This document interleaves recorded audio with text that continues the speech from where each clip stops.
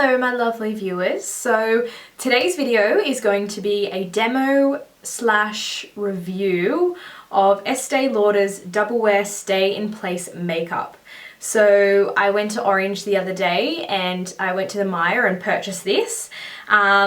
I've heard of a lot of makeup artists having this in their kits and absolutely loving it for bridal makeup and a special occasion makeup in general.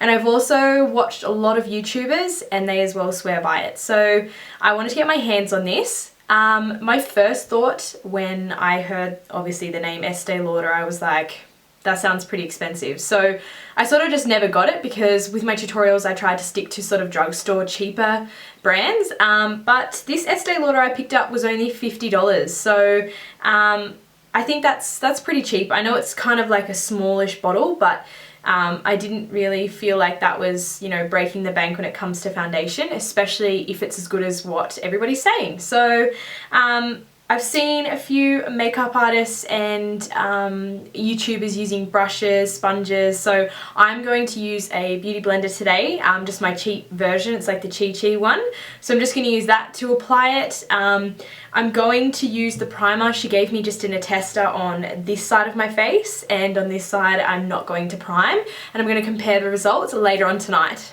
So stay tuned if you'd like to see my review on Estee Lauder Double Wear Foundation.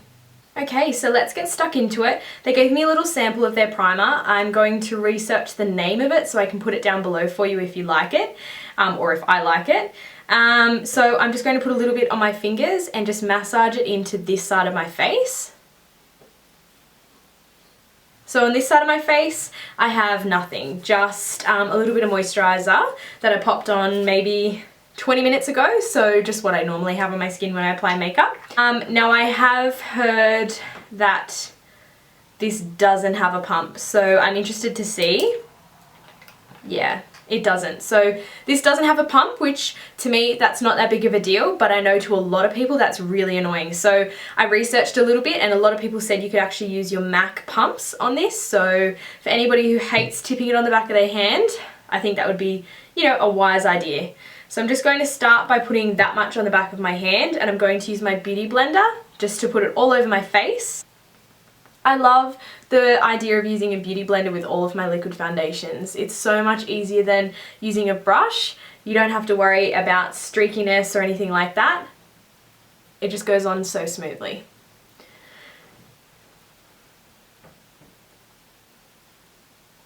As you all know, I do get breakouts on my chin area and a little bit just on my forehead there, so these are actually getting covered really well. So it's quite creamy and goes on really smooth. It's quite nice. Now I'm using this right up under my eyes and I'm putting a little bit just over my eyelid. Not too much because I don't want it to get cakey up there, probably because I'll apply a primer for my eyeshadow, so I don't want to be layering on liquids if I don't have to, but I just wanted to see how well it would cover those areas. So when I put my second lot onto my hand, I wasted a heap of product. So keep in mind that, you know, you probably need a little bit more than normal, but you don't need heaps. So I'm going to try and do a really unhygienic thing and scrape mine back into my bottle from the back of my hand. Which I don't recommend anyone do that, but so first impression, it's really smooth. It goes on really well with a beauty blender, so I'd probably recommend using one of those rather than a brush, but that's just my advice. If you're a brush lover, then go ahead and use that as well.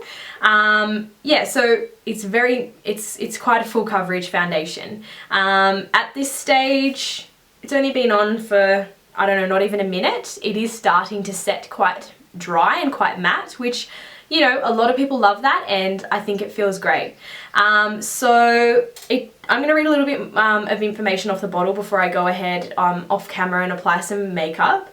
Just on the bottle, basically it just says stay in place makeup. It's an SPF of 10.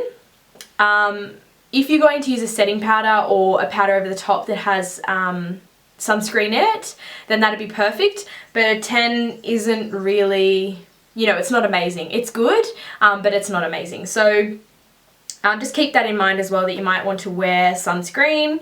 It just says keep out of eyes and whatever else on the bottle. But I'll read the back of the box. So it says it's for all skin types, which I have sort of researched a little bit, and because it is a little bit drying on the skin, I probably, you know, if you're going to use, if you're a dry skin type and you want to use this foundation, I'd recommend you mix it with like MAC Studio Fix Fluid or another foundation that's creamy that you like.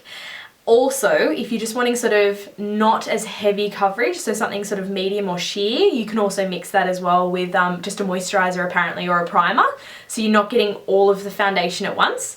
So it says this remarkably long-lasting yet lightweight makeup wears comfortably for up to 15 hours. So it does also say in high humidity, won't smudge and it won't come off on your clothes.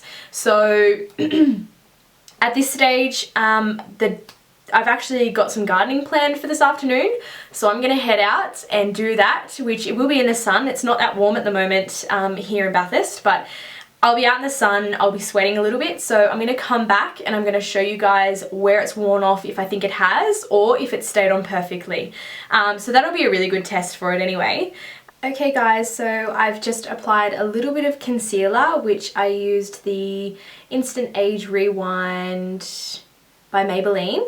So I used that just under my eyes. I applied some contour, highlight, blush, and I obviously done my brows, eyeshadow and everything like that. So I'm going to list it all down below. I'm going to head out, do some gardening now, and I'm going to come back and show you guys in a couple of hours how this makeup has worn. Also, if you do like this look and you want to see a tutorial on it, just let me know down below and I can recreate this for you. Alright lovely, so I've had this on for around 10 hours, which, you know, that's a fairly long day. I feel like I have put the whole 15 hours worth of wear to test though, because I have been gardening all afternoon. So I do believe it's worn extremely well. And I also feel like, considering it's such a heavy foundation, it hasn't really even creased in my lines where I normally get a lot of creasing. So just around here, around like smile lines and under my eyes still are very clear. So I'm really happy with this overall. So I have to admit, I have compared both sides of my face. This side I used the primer and this side I didn't. And I have to admit, I personally have noticed no difference with the primer. If you've got a drier skin type, you might prefer to use the primer just to protect your skin a little bit and to give it that little bit of extra nourishment underneath the makeup. But overall, it went on smoothly on both sides of my face. So, you know, I've never really been one for primer, like, unless there's been a need for it. So if I've got a client that's really oily, I'll use like a mattifying primer, whereas if I've got someone with minimal to no creasing whatsoever, I have had like a runny nose because it's freezing, so I've been wiping my nose. And I'm pretty careful when it comes to wiping my face when I've got makeup on, but I do have to admit, hardly anything has wiped off at all. So I'm really impressed with this. Overall, for a fairly full coverage foundation, I definitely give this a good 9 out of 10. But yeah, so I hope you guys liked my first proper review of a product. I've got a heap of really cheap drugstore foundations that I've been trialing over the last couple of weeks, and I'd love to share them with you because, you know, it's good to put things to the test. And I think, you know, when you're paying $5 for a foundation, I just think it's so interesting to find out how it wears. So if you want to see more reviews, just let me know. Alright, thanks for watching, guys.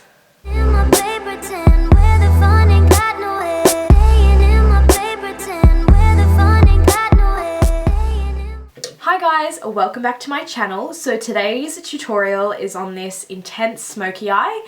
I actually came across Lauren Curtis's smoky eye that she incorporated glitter with, and I realized that I haven't actually shown you guys